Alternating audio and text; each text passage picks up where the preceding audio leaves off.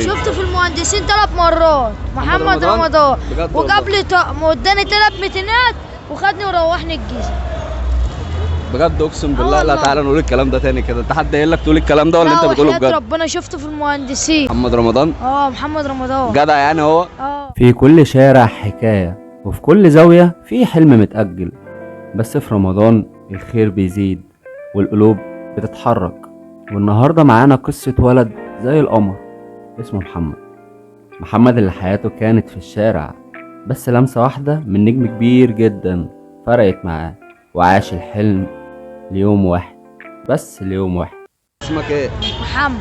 حبيبي يا محمد حبيبي. شفته في المهندسين 3 مرات محمد رمضان وجاب لي طقم واداني 3 ميتينات. لا تعالى نقول الكلام ده تاني كده. انت حد قايل لك تقول الكلام ده ولا انت بتقوله بجد؟ ربنا شفته في المهندسين كان نازل من المكتب ورحت رايح له راح مديني 3 ميتينات والله وراح جايب لي طقم وراح مروحني الجيزه.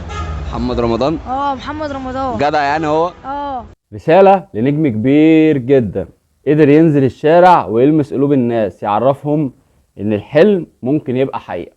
رسالة للنجم محمد رمضان، عايز اقول لك ان محمد الصغير نفسه يشوفك تاني، نفسه يقابلك، بس المرة دي مش عشان فلوس او لبس او توصله البيت، لا، المرة دي بقى عشان حلم جديد يكون سبب يغير حياته بجد. مدفع رمضان مش بس صوت بيقول ان الفطار جاهز، مدفع رمضان صوت بينادي لكل حد يقدر يساعد. ساعدني نوصل الرسالة دي لنجم كبير زي محمد رمضان. يمكن اكون انا وانت مجرد سبب ان الخير يوصل لولد اسمه محمد اللي قابل نجم كبير محمد رمضان وغير له حياته كلها لمدة يوم واحد بس، وبعد كده محمد لسه في الشارع.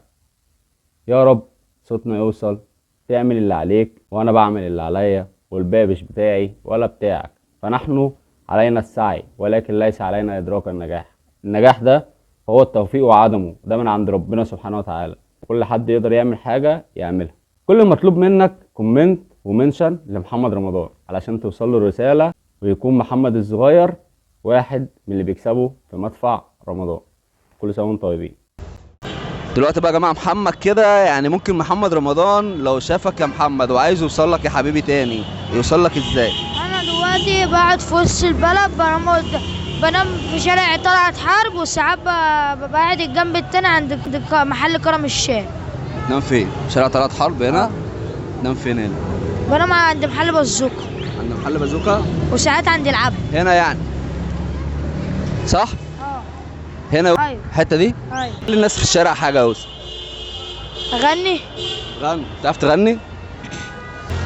بس مش حافظ حاجه لمحمد رمضان. شكل صوتك حلو يا يوسف وهتعمل. يا حديد اللي معانا نيد واخد اخواتنا بعيد قافل عليهم باب سجان افتح الزنزانة اخواتنا بوحشانا وده عيشة ولا عذاب. تقول له ايه النهارده بقى؟ كل سنة وانت طيب. ده اقول له ايه؟